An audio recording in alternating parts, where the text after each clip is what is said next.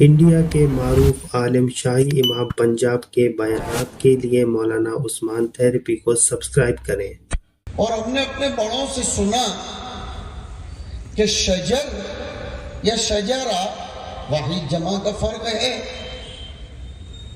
شجرہ یہ صرف شاخ سے وجود نہیں پاتا،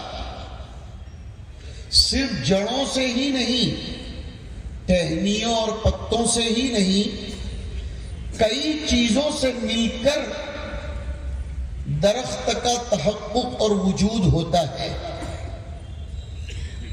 اب فرمایا کلمۃ طیبۃ کشجرۃ طیبۃ، کلمہ طیبہ کا تحقق، چاہے اس سے مراد کلمہ طیبہ یعنی کلمہ شہادت لے لو، مگر یہ کلمہ طیبہ اس کا اکتمال اور اس کی تمامی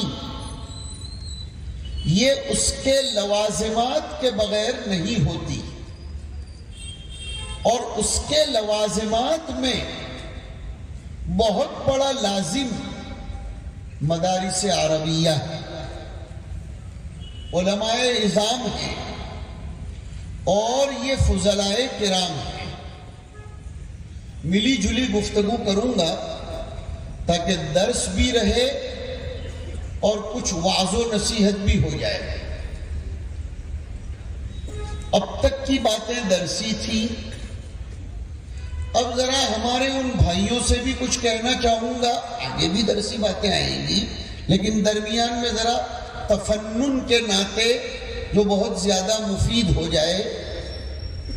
ہمارے بھائیوں سے کہیں گے کہ کلمہ طیبہ یہ کسی ایک ہی شکل کے ذریعے دنیا میں باقی نہیں رہتا، اس کے جتنے لوازمات ہیں جن کے ذریعے اس کا اکمال اور اتمام دونوں ہوتا ہے۔ اکمال و اتمام میں فرق ہے۔ اکمال کہتے ہیں تکمیل الاجزاء کو، اور اتمام کہتے ہیں تکمیل الغایت کو۔ کسی چیز کے اجزاء مکمل ہو جائیں تو اسے اکمال کہا جاتا ہے، اور کسی چیز کا مقصد اور اس کی غایت منشودہ کا کمال ہو تو اسے اتمام کہا جاتا ہے۔ یہ ایک لطیف فرق ہے۔ حق تعالی شانہ اس کو یوں ارشاد فرماتے ہیں، الیوم اکملت لکم دینکم۔ بخاری شریف کی کتاب الایمان میں آپ نے یہ پڑھا کہ امام بخاری رحمہ اللہ کے یہاں ایمان، تقوی، بر، دین، اسلام یہ سب ایک ہی ہے۔ چنانچہ بخاری نے اپنی عظمت شان مگر دوسری طرف اپنے دعوے کو مضبوط کرنے کے لیے دین کے ذو اجزاء ہونے کی روایات کو ایمان کے ذو اجزاء پر بھی دال بنایا ہے۔ یہ شروع کی باتیں ہیں۔ خیر، ہمارے ان بھائیوں کو یہ پیغام دینا مقصود ہے کہ کلمہ طیبہ یہ تام بھی نہیں ہو سکتا اور کامل بھی نہیں ہو سکتا جب تک کہ مدارس کی بقا نہ ہو، مدارس کا قیام نہ ہو۔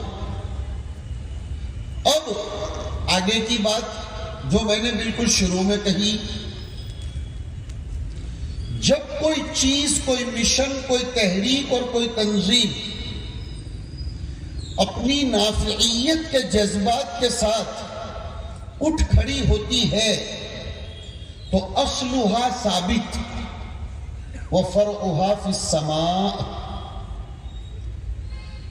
عجیب آیت کریمہ ہے۔ اصلها ثابت، اصل اس میں تزلزل نہیں ہونا چاہیے، اصل میں تزلزل نہیں ہونا چاہیے۔